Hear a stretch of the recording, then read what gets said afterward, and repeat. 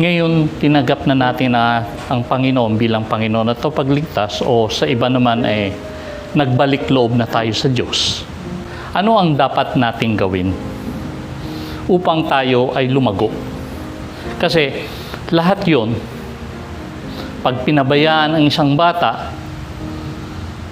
hinayaan na lang na isilang, tapos pinabayaan ng nanay, mamamatay yan. Diba? Kasi hindi lalago yan. Kaya may mga bagay na dapat tayong gawin upang tayo ay lumago sa ating spiritual na buhay. Ginawa kong abbreviation START. S-T-A-R-T. Start things to do. Anong una yung S? Study the Word of God.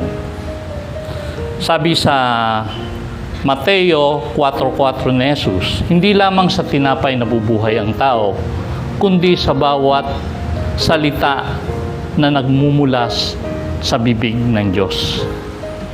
Ibig sabihin, kung ang ating pisikal na buhay ay kumakain ng pisikal na pagkain para lumusog, ganun din, dapat ang ating spiritual na katawan ay pinakakain din natin ng spiritual na pagkain.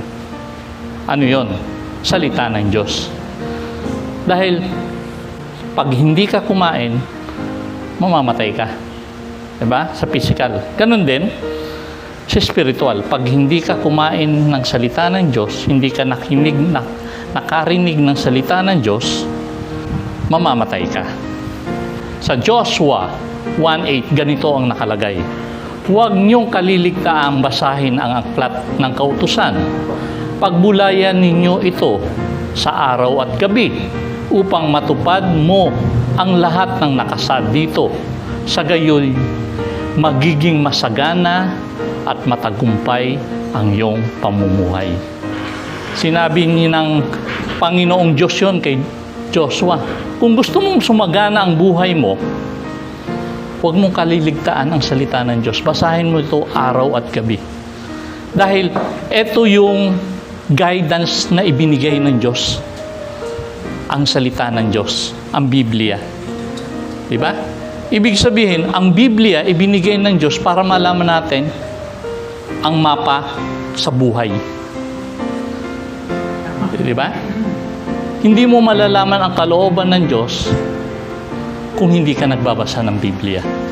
Ito yung mapa natin para maging ang direksyon natin, yung nais ng Diyos sa buhay natin.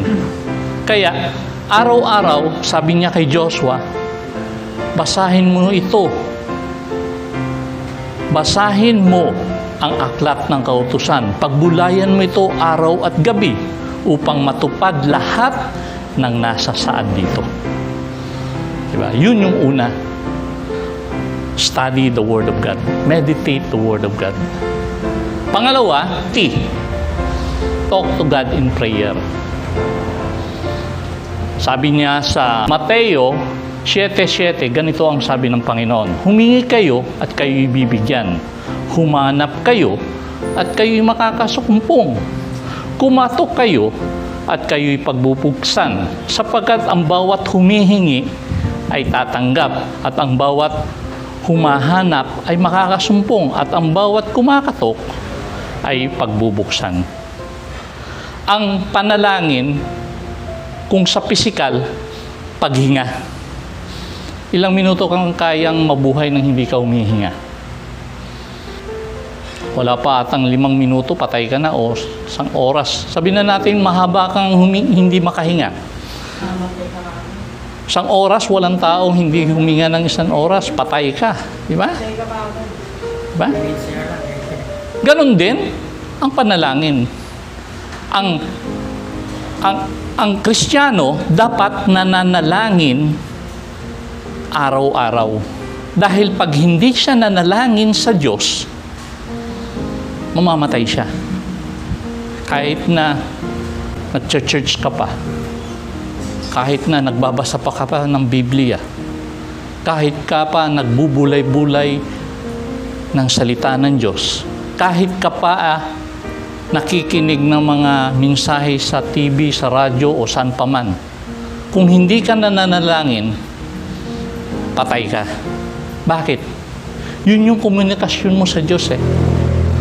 Maraming tao may relihiyon pero hindi nananalangin. Kaya patay. Pansin ninyo? Maraming tao maka-Diyos kuno pero hindi nananalangin. Kaya patay. Dahil ang bumubuhay lang sa atin dahil kung may ugnayan tayo sa Diyos eh. Di ba? At ang ugnayan natin sa Diyos, panalangin lang. Di ba?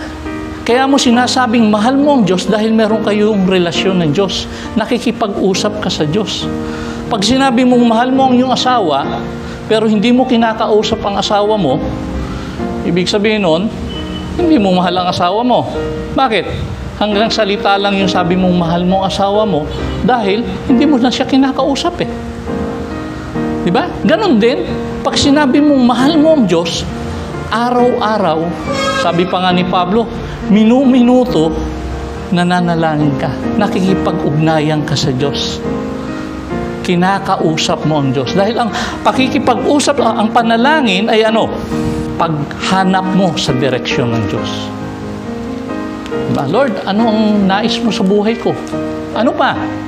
Paghingi mo ng pangangailangan mo sa Diyos. Ano pa? Paghingi mo ng tawad sa Diyos. Ano pa? Paghingi mo ng pasasalamat sa Diyos. Ano pa? Pagbigay mo o paggalang mo sa Diyos o pagpupuri mo sa Diyos. Lahat yun, panalangin. At yung pagsabi mo kung ano yung nasa puso mo sa Diyos, panalangin din yun. Kung ano yung nilalaman ng puso mo, lahat yan, panalangin. Eh kung hindi ka nananalangin, paano ka paano ka dibingin ng Diyos? Tama, di ba? At ang pangatlo, attend church gathering. Sabi niya sa Hebreo 10:25, huwag nating kaliligtaan ang pagdalo natin sa mga pagtitipon gaya ng nakasanayan ng iba. Sa halip, palakasin natin ang loob ng bawat isa, lalo na't nakikita natin na lalapit na ang araw ng Panginoon. Diba? Nagsasama-sama tayo para magpalakasan. Parang isang bagay yan. Pag ang baga, ihiwalay mo sa kapwa baga, yan, malamig na. Matay yan. Pero pag sama-sama yan, umiinit yan. Diba? Ganun din. Sa gawain, sa pagsasama-sama, doon tayo lumalago. At yung pang R, sa start, respond to God. Anong ibig sabihin nun? Kagaya nung nabasa kanina, sabi ni James, sa Santiago 1:22 hanggang 24, mamuhay ayon sa salita ng Diyos. Kung ito'y pinakikinggan lamang natin, ngunit hindi natin isinasagawa, dinadaya natin ang ating sarili. Sapagkat ang nakikinig ng kanyang salita, ngunit hindi sinusunod ito, ay tulad ng isang taong tumingin sa salamin. 24, at pagkatapos makita ang sarili, umalis at kinalimutan ang kung ano ang yun niya. Parang nakita ko mali itong ginagawa ko sa Biblia. Parang tumingin sa salamin, nakita ko puwing ko. So umalis ka. Diba? Walang nabago sa buhay mo. Hindi ka lalago. Bakit? Hindi ka sumusunod sa narinig mo sa Diyos. You hear from God and you obey God. Para lumago ka, ay dapat pag narinig mo sa Diyos, sundin mo ang sinabi ng Diyos. At panglima, tell others about Jesus.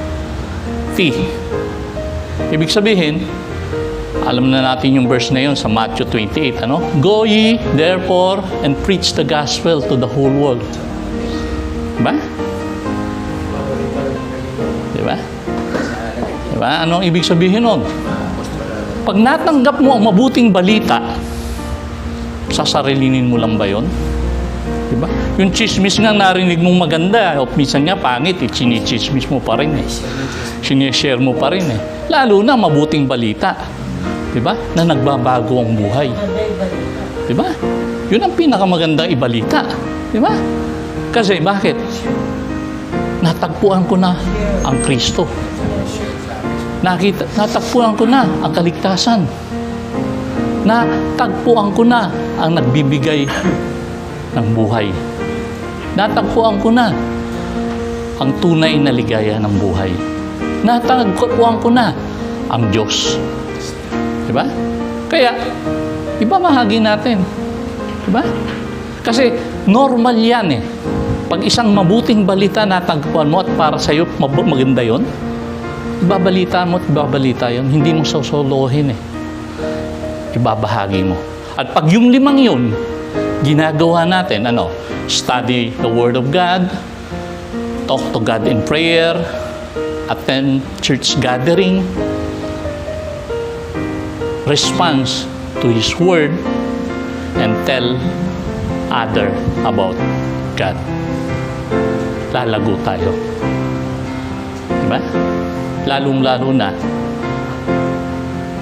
malalayo tayo sa hindi tamang landas. Diba? Kasi yun yung basic eh.